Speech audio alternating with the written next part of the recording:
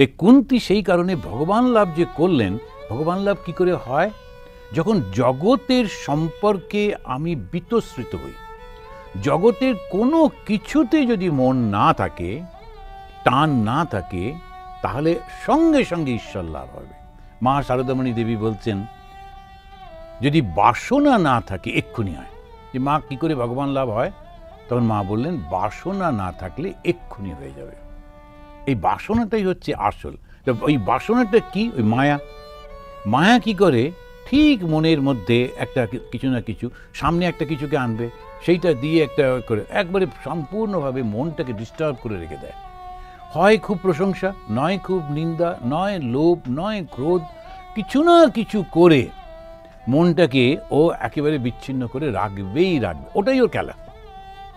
আর আমাদের কাজ কি? যারা ভগবানের দিকে আমরা এগিয়ে যাচ্ছি, যারা চেষ্টা করছি ঈশ্বর লাভে, আমাদের কি কাজ? ওইটাকে বুঝে ওর থেকে আমি এফেক্টেড হব না, তাহলেই হলো। ওই রকমভাবে যদি আমরা করতে পারি, কুন্তী বলছেন, মায়া যবনিকা আচ্ছন্নম, মায়ার দ্বারা আচ্ছাদিত। এই মায়াটা কি? শঙ্করাচার্যের মতো মানুষও বলছেন ওকে ব্যাখ্যা করা যায় না। কেননা ওটা এমন একটা যে তুমি ওকে ব্যাখ্যা করতেই পারো। যেমন গায়ে যখন হাওয়া লাগছে, আমরা বেশ বুঝতে পারছি হাওয়া লাগছে।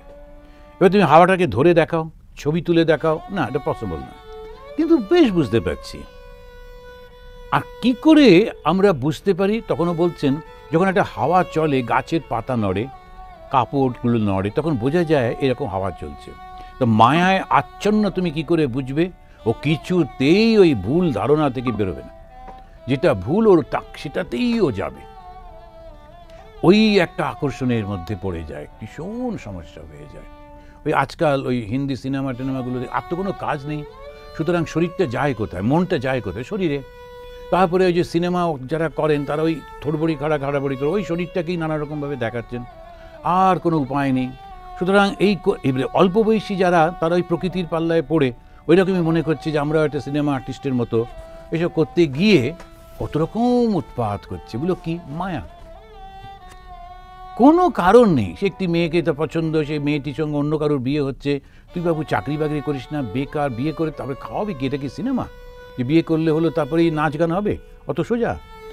ও কিছু না পেয়ে ও গিয়ে অ্যাসিড দিয়ে দিল। সে মেয়েটা সারা জীবন কষ্টে মরল, এও গিয়ে জেলখানায় বসলো।